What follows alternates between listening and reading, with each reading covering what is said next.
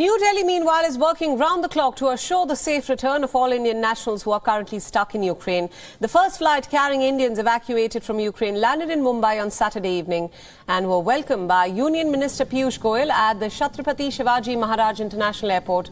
The Air India plane, which had taken off from Bucharest, brought home 219 passengers, mostly students.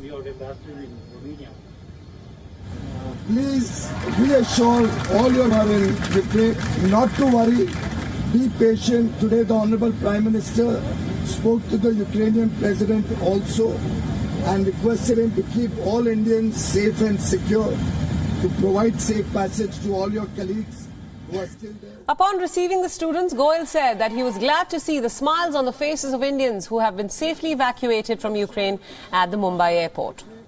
Under India's evacuation mission, Operation Ganga, another flight carrying Indian evacuees has now taken off from Bucharest. Meanwhile, most batches of Indian students have arrived in Hungary from the Zahoni crossing and will be travelling to Budapest, from where they will return on the special Air India evacuation flight.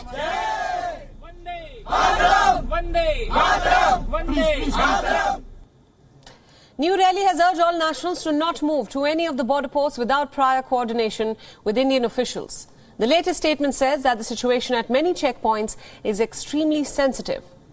The Indian government is working closely with Poland, Slovakia and Romania to ensure a safe return of its citizens, but according to officials, it is becoming increasingly difficult to help nationals cross over to other nations. Everyone has been advised to stay calm and use their limited supplies of food, water and medicines wisely.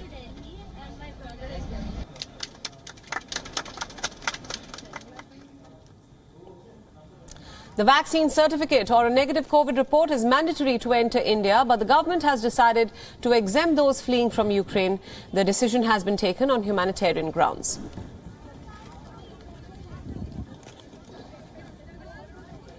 I earlier spoke to former Indian ambassador to Ukraine, Ambassador S Devre from New Delhi. Let's listen into what he had to say about this conflict.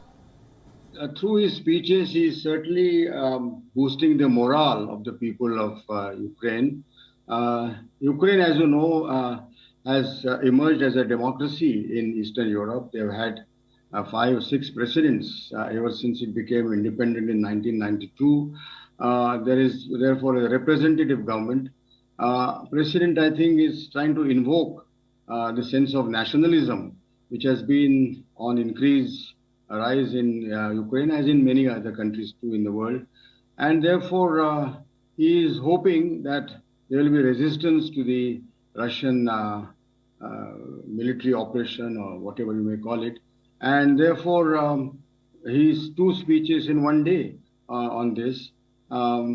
Ukrainians, the moment, I think they are also not sure exactly how the future will be coming to them, because this kind of military situation, it doesn't really augur well.